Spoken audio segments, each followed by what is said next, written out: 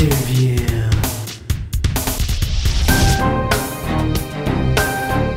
Hey everybody, it's Ricardo, and I'm here at Microsoft's X10 event with Rob Barrett from Blue Castle Games and Shinohara from Capcom, and they're about to talk Dead Rising 2, which we're seeing here for the first time. Big piece of it. So, guys, tell us what we're seeing here. You want to go ahead? Vertical slice, really. It's the first chance to see what the core of the game is going to be. All right, so the core of the game folks at home are expecting is zombie killing and running around large spaces. So how close is that to what we're seeing here today? We're seeing zombie killing in a large space, yeah, and we're revealing more. We're revealing the combo system for the weapons, which is it's really, Chuck Green's photography, or what photography was to Frank West. Combo weapons is to Chuck Green. Now, as far as like the number of zombies on screen, it seems like that's been upped even from when we saw it at TGS. Can you talk to us about the progress you've made with the engine? Yeah, the engine is all in-house, and I mean we're putting a lot of characters on screen. I think in this demo there's about 1,200 zombies on the strip that you see, but we're not limited by that by any means. Now, a time limit was a big factor in the original game. Are we getting that back in this game, and what's the context this time?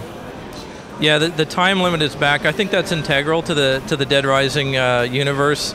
Time progresses. The world doesn't wait for you to arrive, for the main character to arrive. If you don't get there, you don't get there. But there's a lot of replay in the game because of that. You don't see everything the first time through, and you want to play it through. Very few games had as much replay, I think, as Dead Rising.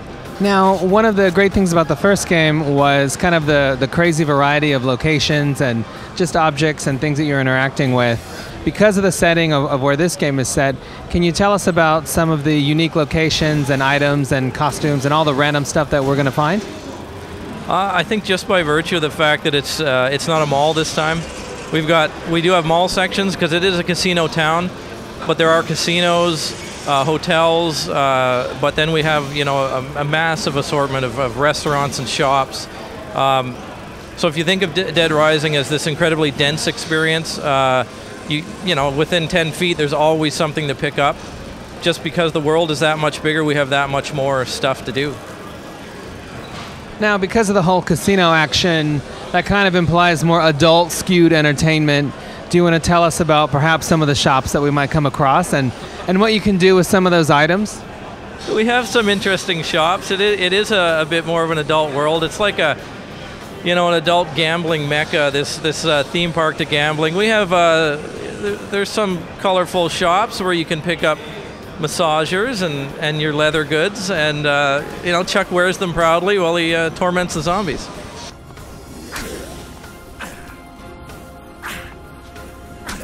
Now let's hop back to the combo system for a second. It's basically the ability to kind of create your own weapons out of whatever's lying around.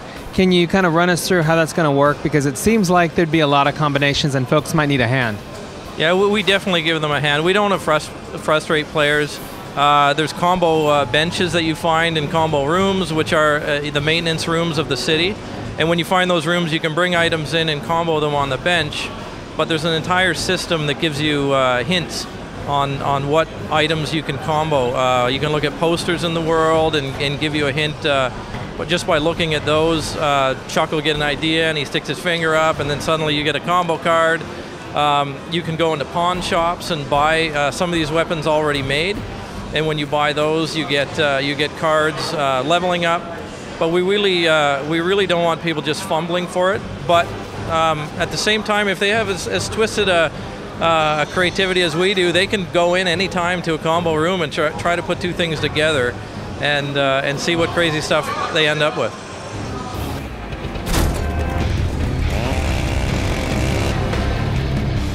Now today you guys announced Dead Rising Case 0, which is basically a prologue or maybe even a bridge, let's say, between the first game and this.